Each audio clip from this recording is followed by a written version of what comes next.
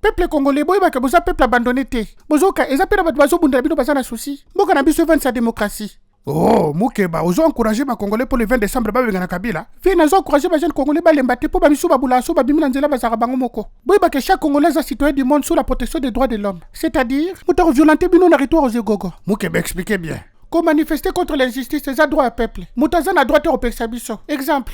Le 19 décembre, Kabila sera boutique à pouvoir. Constitution, je peux savoir ce droit au Bengani. Dehors. Et puis, on va au Pexabiso. Arosu kande du bateau au Botala.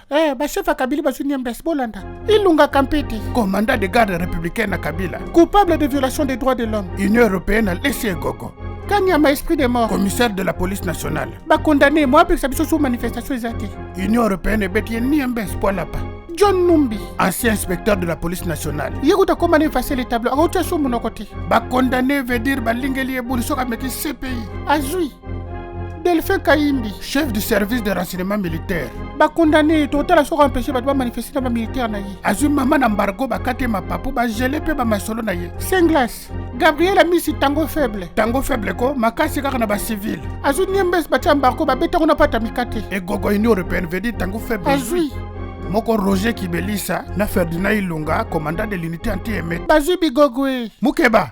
Condamné batango faible, beaucoup misu batekale. Vie kasi malembe toujours expliquer. Yeba ke Kabila za rupanzana. Moko komone bimite kuna pa fundi baninga. Nani fundi baninga? Comme moko muta service de renseignement bimi me chef de bango monité. Azuber na cadre mbo sumbo Kabila panzani. Wana nani? Komone bimite na liste Union européenne mais les États-Unis ne sont pas à vendre. Boye bien, monsieur volé n'est pas beau Evariste Bochamba américain ba récupérer. Azui.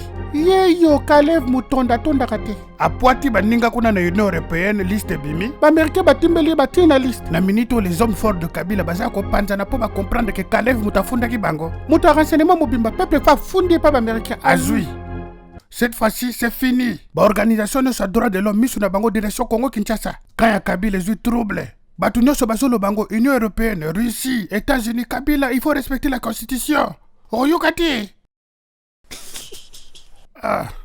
Pona nga eloka malonga bimate na dialogue wana. Solution tikali kaka faux peuple benga na Kabila. Ndenge zali. Peuple congolais déterminé. Article 64. On ne laissera pas Kabila prendre le pouvoir de force, ça jamais.